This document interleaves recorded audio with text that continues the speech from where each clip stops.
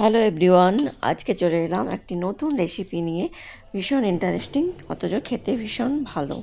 তো বাড়িতেই কিভাবে বানাবে মালাই কোপ্তা কারি। তো প্রথমে আমি পনিরটা গ্রেট করে নিয়েছিলাম আর একটা আলু সিদ্ধ গ্রেট করে মিক্স করে এই বলগুলো বানিয়ে রেখেছিলাম। আর টমেটো, কাজু আর রেড চিলি এগুলো আমি একটুখানি ভেজে পেস্ট করে রেখেছিলাম। তো প্রথমে কাজ হচ্ছে এগুলোকে ভেজে নেওয়া বলগুলো। এগুলো হালকা হালকা আঁচে নাড়াতে হবে, কারণ ভীষণ সফট হয়। তো এগুলো একটু লাল লাল করে ভেজে নিতে হবে। ভেজে নিয়ে এগুলো তুলে রাখতে হবে। দ্বিতীয়বার প্রথমে এগুলো তুলে রাখলাম, তারপরে দ্বিতীয়বার আরেকবার বানালাম। যেহেতু এটা কম জনের জন্য বানানো হচ্ছে, তাই একটু কমই আছে, তোমরা বেশি পরিমাণে বানাতে পারো। তো তারপরে কি করব, এগুলো ভেজে তুলে নিয়ে একটুখানি গরম মশলা, যেমন যেগুলো হয় এলাচ, দারচিনি আর লবঙ্গ, এগুলো দিয়ে তেলটাকে ফোড়ন দেবো। আর কিন্তু কিছু দেবো না, তার মধ্যে ওই পেস্টটা দিয়ে দেবো, যেটা আমি কাজু বাদাম, টমেটো আর চিলি পাউডার, চিলি ছিল রেড চিলি, ওই পেস্টটা দিয়ে দিলাম। তার মধ্যে এবারে নুন দিলাম, হলুদ দেবো আর অল্প কিছু মশলা দেবো। একটা আছে আমার গরম মশলা আর অল্প একটুখানি জিরে গুঁড়ো, ব্যাস। আর কিছু সেরকম মশলা দেওয়া হবে না। তো এইভাবে এটাকে নাড়াচাড়া করে কষিয়ে ভালো করে তার মধ্যে একটু জল দিয়ে দেবো। জল দিয়ে খুব ভালো করে ফোটাতে হবে।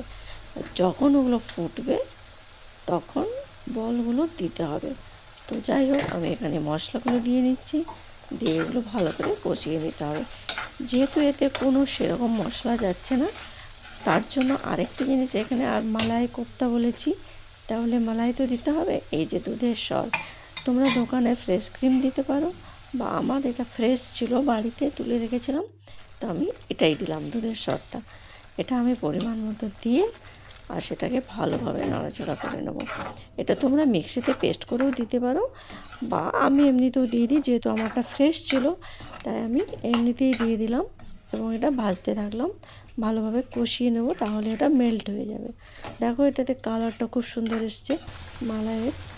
তো খুব সুন্দরভাবে এটা যখন ফুটে আসবে, তখনই এর মধ্যে ওই কোপ্তাগুলো তোমাকে ছাড়তে হবে।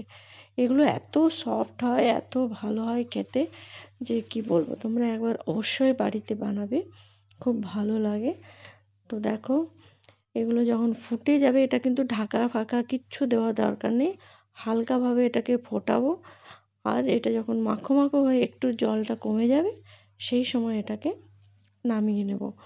তো দেখো, এগুলো খুব সুন্দর হয়েছে, দেখতেই পাচ্ছ কালারটাও খুব সুন্দর এসছে। যেমন দেখতে হয়েছে তেমনি টেস্টও হয় সুন্দর। তো দেখো, এভাবে এটা বানিয়ে নিলাম।